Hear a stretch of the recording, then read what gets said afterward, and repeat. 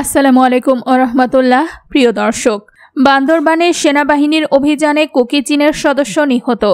সীমান্তে বিএসএফ এর গুলিতে বাংলাদেশি যুবক নিহত। এর বিস্তারিত জানাবো, ভিডিওটি না টেনে দেখতে থাকুন। বান্দরবানের রুমা উপজেলার দুর্গম মুল্লাইপাড়া এলাকার সেনাবাহিনীর অভিযানে কুকি চীন ন্যাশনাল ফ্রন্ট এর সশস্ত্র সন্ত্রাসী নিহত হয়েছেন।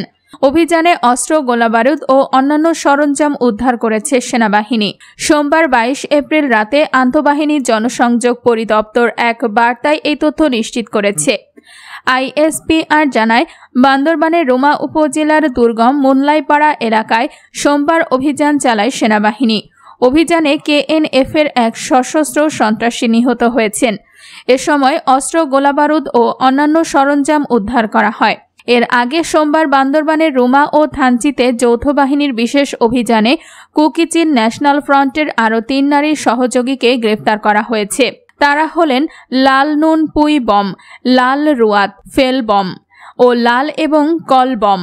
জানা গেছে, গ্রেফতারকৃতরা সবাই রুমার ইডেনপাড়ার বাসিন্দা।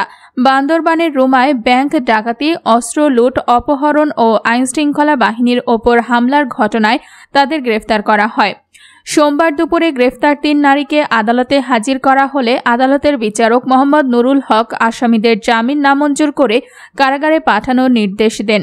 এই নিয়ে রুমা ও থানচিতে ব্যাংক ডাকাতির মামলায় 71 জনকে গ্রেফতার করল যৌথ বাহিনী। ব্রাহ্মণবাড়িয়ার কসবা সীমান্তে ভারতীয় সীমান্তরক্ষী বাহিনী বিএসএফ এর গুলিতে এক বাংলাদেশি নিহত হয়েছে।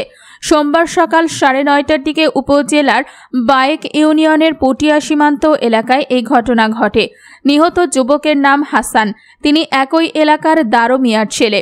কসবা থানা পুলিশের ভারপ্রাপ্ত কর্মকর্তা ওসি রাজু আহমেদ জানান, বিএসএফ এর গুলিতে নিহত যুবক সীমান্তে চোরাচালানের সঙ্গে জড়িত ছিলেন বলে জানা গেছে। তার মরদেহ উপজেলা স্বাস্থ্য কমপ্লেক্সে রাখা আছে। তার শরীরে একটি গুলিবিদ্ধ হয়েছে। ময়নাতদন্তের জন্য জেলা সদর হাসপাতাল মর্গে পাঠানো হবে।